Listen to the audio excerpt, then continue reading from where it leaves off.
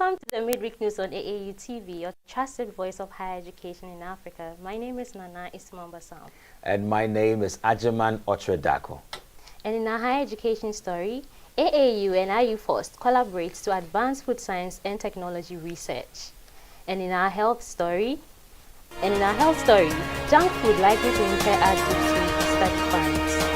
In our discovery story, Kenyan students learn plastic pollution through virtual reality.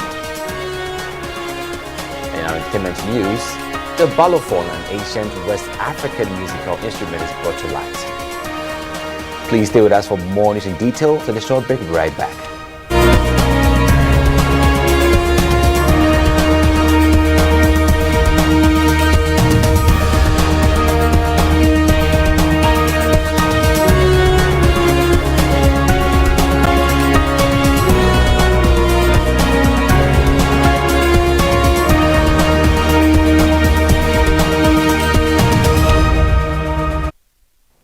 The Association of African Universities and the International Union of Food Science and Technology are in a partnership to strengthen Africa's capacity to secure food for its citizens, in line with actualizing the targets of the Sustainable Development Goals and spurring the continent's economic growth. A 5-year memorandum of understanding signed between the Association of African Universities and the International Union for Food Science and Technology in the last quarter of year 2022 provides a shared blueprint for the engagement between two parties and focuses on urgent actions to be undertaken in achieving the overall goals, including providing substantive support and capacity building in the thematic areas of food science, food safety and technology, agro-food production and processing. Already, the AAU and IU Force have far advanced in development of a work plan for the duration of the MOU, which seeks to roll out critical interventions to reduce food losses and waste. The target is also to mitigate environmental effects through the promotion of innovative and new technologies, capacity building, and education and training at all levels aimed specifically to combat undernutrition and ensure safe food for all within the continent, said Professor Olushola Bandele Oyewele, the Secretary General of the AAU, who also signed the MOU on behalf of the association.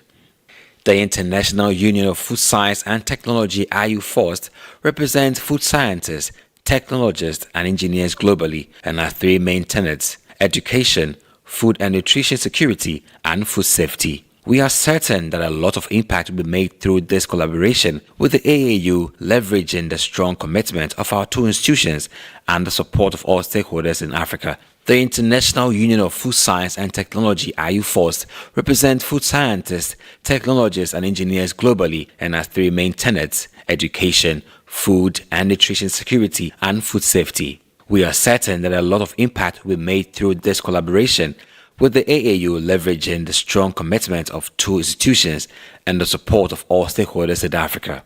Aman Wirakata Kusuma, President of IU First.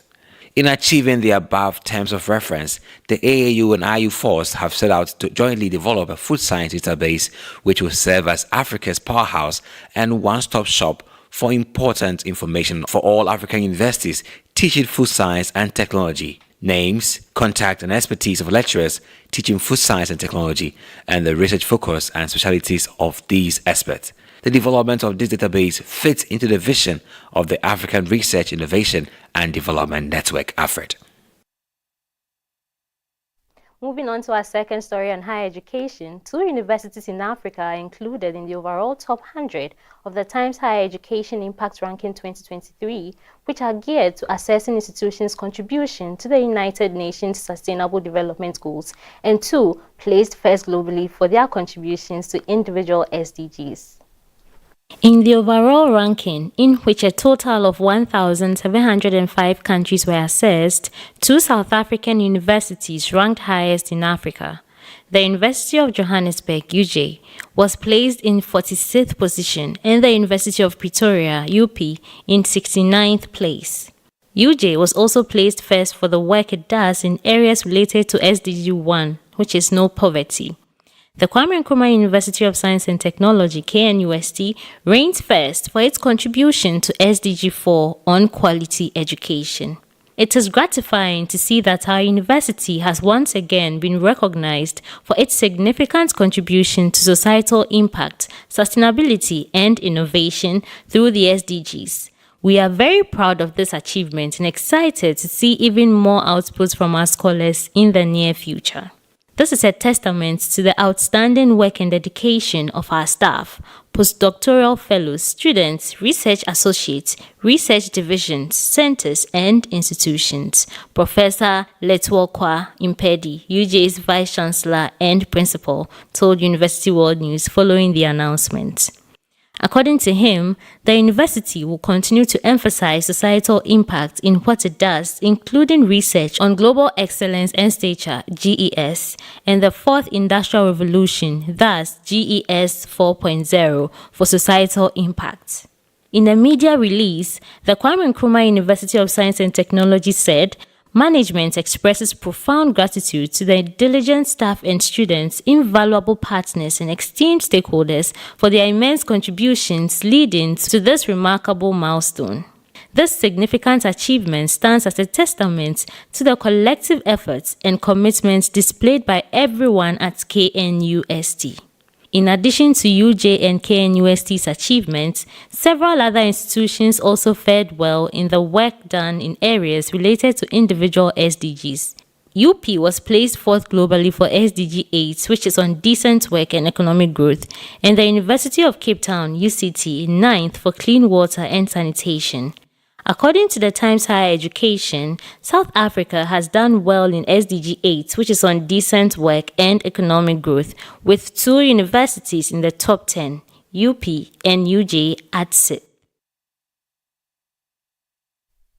Congratulations to the 3 institutions in Africa for uplifting the continent's image globally.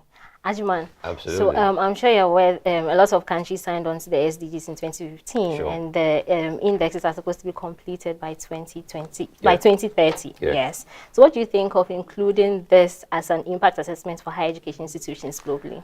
Well, it's an excellent index right there. How can we assess universities' commitment to development within their own nations and also within the continent if we don't have, let's say, a very standard blueprint, which the SDGs have become a very notable blueprint. Many countries across the world have signed on. If you were a UN member nation, then you are also one that believes in the precepts of the SDGs.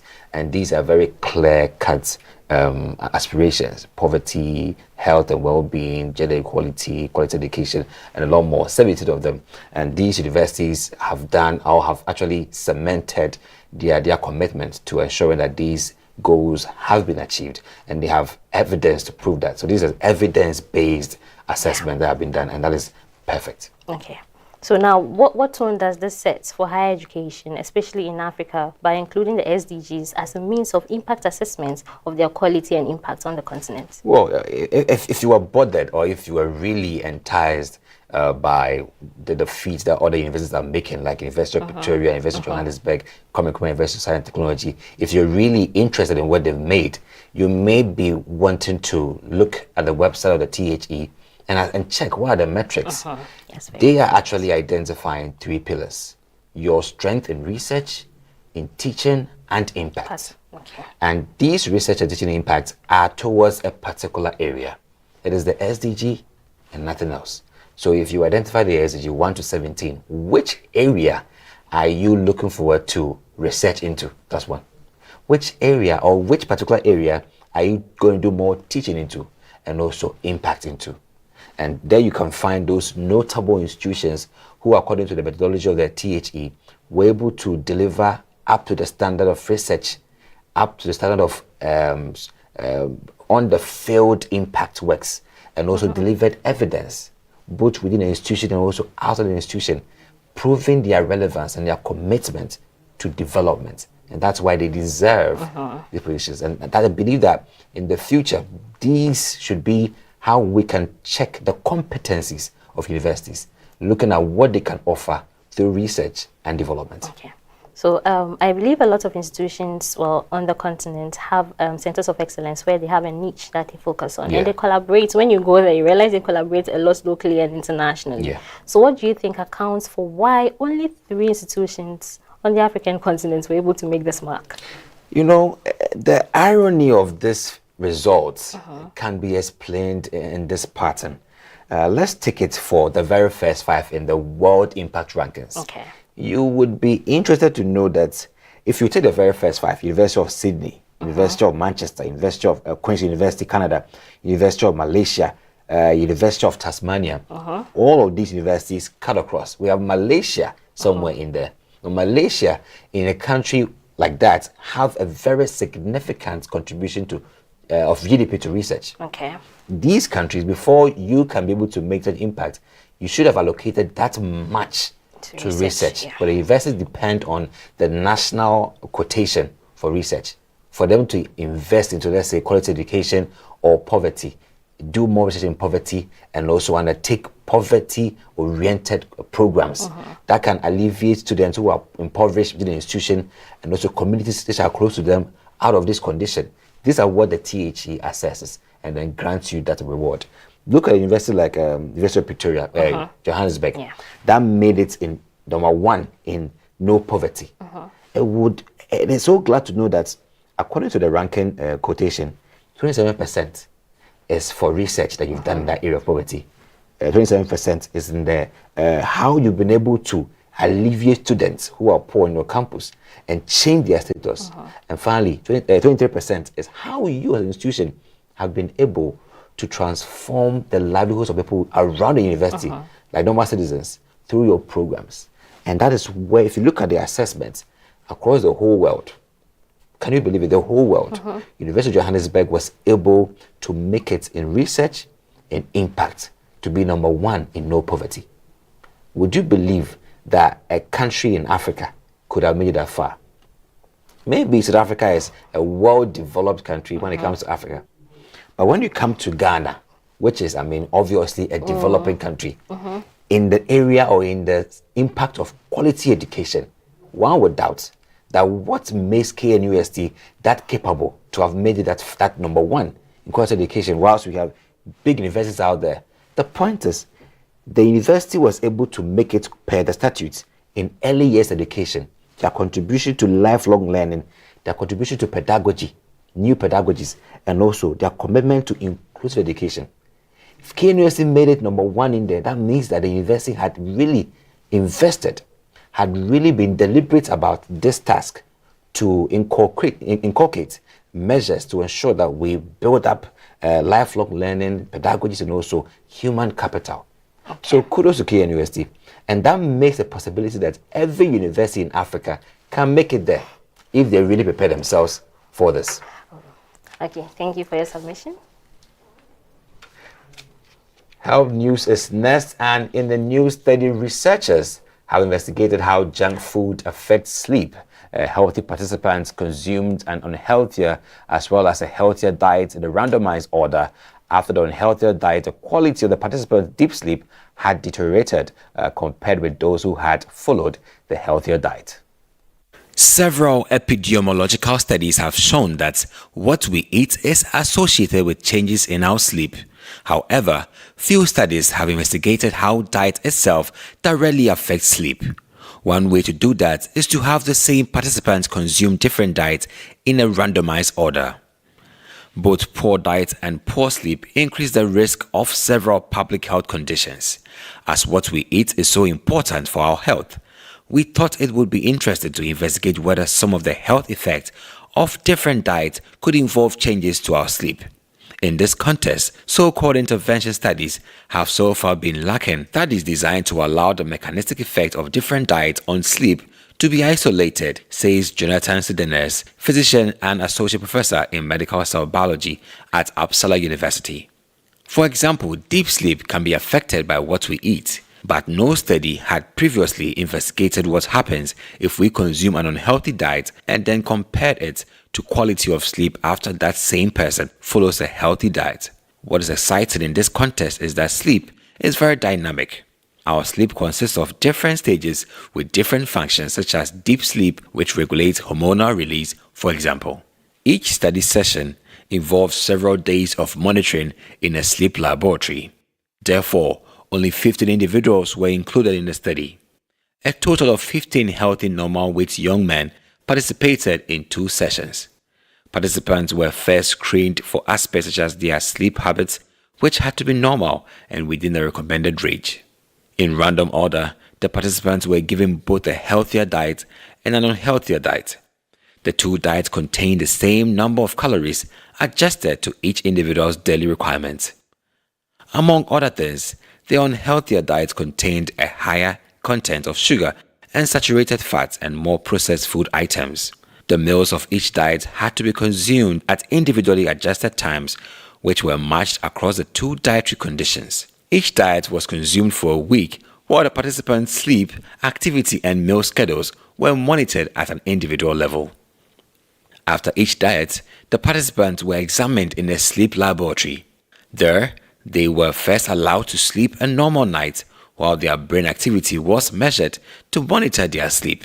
The participants were then kept awake in the sleep laboratory before being allowed to catch up on their sleep. Their sleep was recorded in this case too. Intriguingly, the study realized that deep sleep exhibited less slow-wave activity when the participants had eaten junk food compared with consumption of healthier food. This effect also lasted into a second night once we had switched the participant to an identical diet. Essentially, the unhealthy diet resulted in a shallower deep sleep. Of note, similar changes in sleep occur with aging and in conditions such as insomnia. It can be hypothesized from a sleep perspective that greater importance should potentially be attached to diet in such conditions, explains Cederness. Please stay with us for Discovery News. After this short break, we'll be right back. Looking for a job in higher education institution on the African continent? There is no need to go looking. The Africa Education Jobs Board will deliver available jobs to you via our platform. To start your search, visit our website. On our website, you will find variety of job postings classified by the sectors and professions they belong to. There are sections devoted to variety of career-related materials, as well as information on African countries. All information you require, based on the job description and requirements, are accessible on the site. If you are looking for a job in higher education on the continent, use our dedicated portal, www.africa.edujobs.com. For job market updates, you can follow us on Twitter and Instagram at AF Jobs Board. In the East African country, VR is being adopted in classrooms to enhance traditional learning and teach children about social and environmental issues. In the East African country, virtual reality VR is being adopted in classrooms to enhance traditional learning and teach children about social and environmental issues. Organizers say it's difficult for children to understand topics like plastic pollution and climate change when just taught in theory. But with VR technology, students can see for themselves the impact on the environment. Pupils at Msido Benji School in Nairobi's Mathari neighborhood have been learning about the collection and segregation of waste. Kenya-based Ugwenza VR mainly works with schools in low-income areas, offering virtual field trips to students that would otherwise be impossible due to financial constraints. The social enterprise's focus is on issues such as plastics pollution and climate change. Students have learned the dangers that plastic waste poses to the environment and have been inspired to take measures to deal with them. When you think about an issue as complex as plastic pollution or even climate change, the question is usually, how can we make children care enough about the issue for them to act differently? Which is very challenging, says Ugwenza, VR co-founder and CEO in Jerry Ndonga. Education specialist Anne Njeni supports the project. She says virtual reality helps children become more empathetic to the issues they are learning about. What VR does is that it helps the children to get the right emotions in place, and because VR is more effective in project-based activities, then there is a lot of collaboration and discussions that comes from there. says Injeni. Stay with us. Sports and entertainment news is next.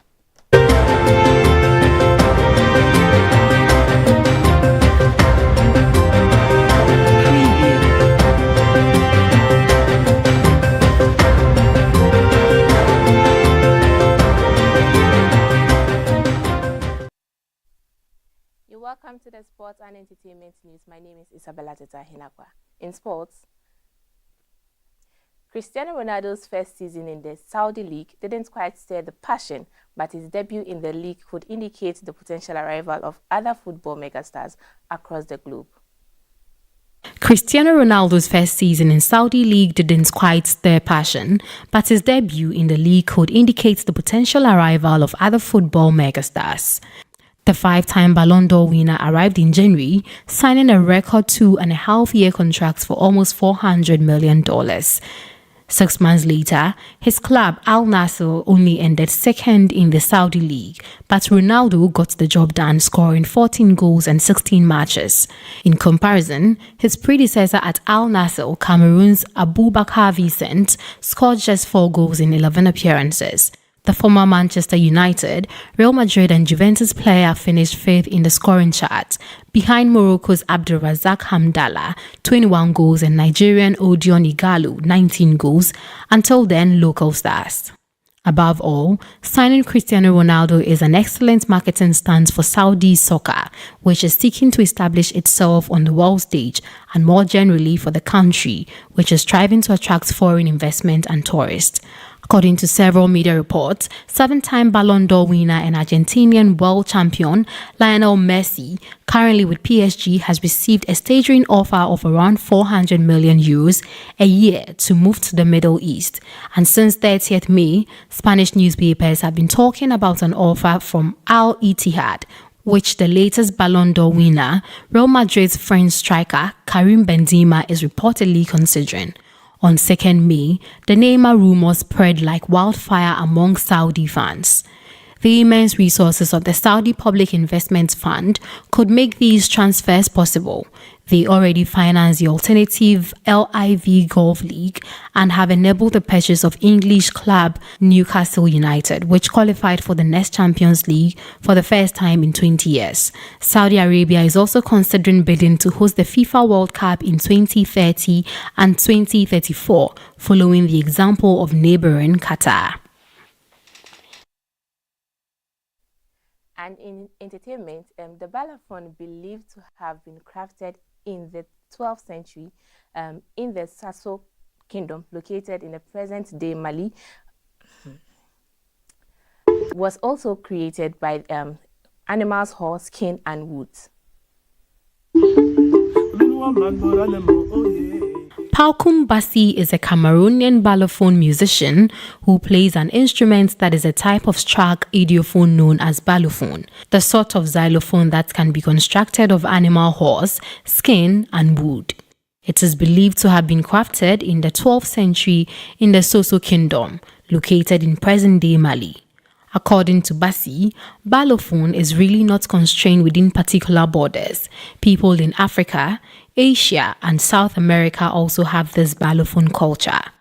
The balafon, probably made of the Mandika name bala with the Greek root phono, is a percussion instrument played with 2 drumsticks, gives the desired notes and tone thanks to resonators made of goud on the underside. Composed of keys of varying length, the balafon has multiple uses within the community. You see it in church, in bars. There, Carabets play nothing but balafon. You find balafon orchestras at wedding parties, christenings, and even burials. The instrument generally contains 16 to 27 notes. It is used widespread in ceremonies and festivals across Central Africa and West Africa.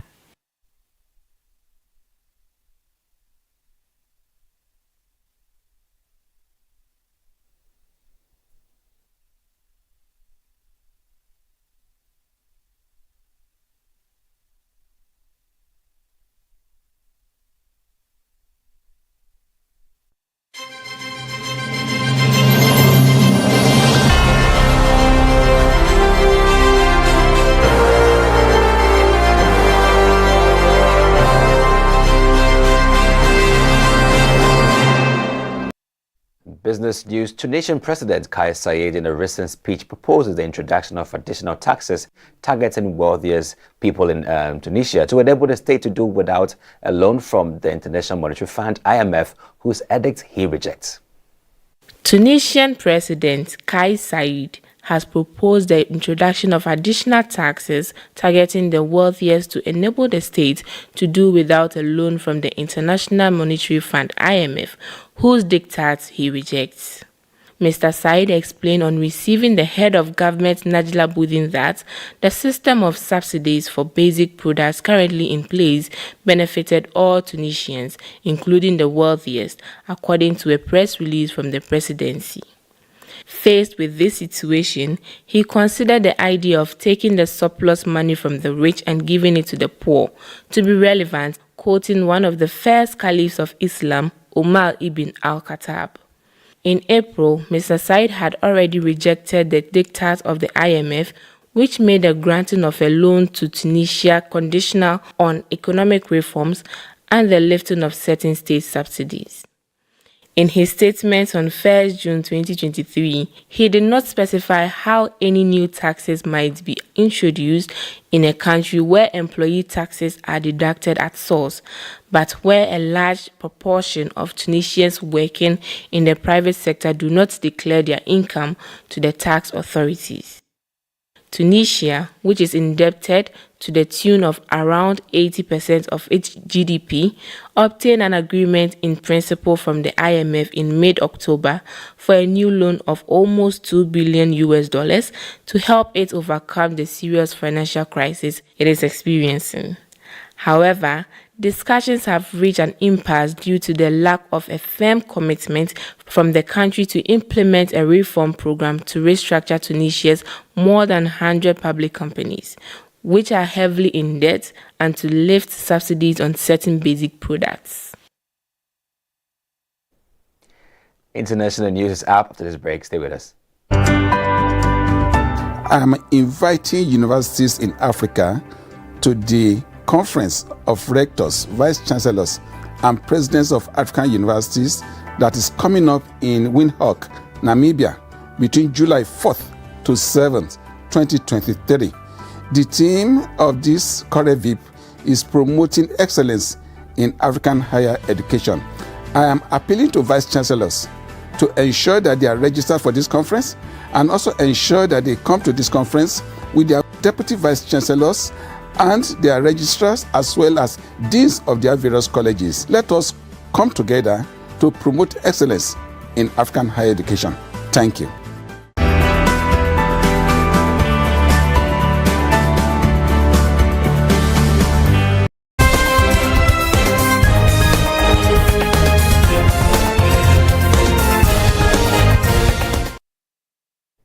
In the international news, the world should see the first draft of a highly anticipated and much-needed international treaty to combat plastic pollution by the end of November.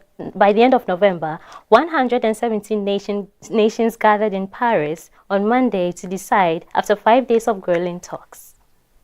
The world should see the first draft of a highly anticipated and much-needed international treaty to combat plastic pollution by the end of November. 175 nations gathered in Paris to decide on Monday, 29th May 2023, after 5 days of grueling talks. The Assembly's negotiating committee called for the preparation of the zero draft of a legally binding instrument ahead of a third round of talks in Nairobi, with the aim of finalizing the treaty in 2024. The decision emerged from an 11th-hour meeting led by France and Brazil, and was adopted by the full plenary at UNESCO's Paris headquarters. Concern over the impact of plastics on the environment and human well-being has surged in recent years, along with a crescendo of research documenting its omnipresence and persistence. In nature, microplastics have been found in ice near the North Pole and inside fish navigating the ocean's deepest, darkest recesses. The equivalent of a garbage truck's worth of plastic refuse is dumped into the ocean every minute. Plastic debris is estimated to kill more than 1 million seabirds and 100,000 marine mammals each year, according to the United Nations Environment Programme. Filter feeding blue whales consume up to 10 million pieces of microplastics every day. In humans, microscopic bits of plastics have been detected in blood, breast milk, and placentas. Besides its impact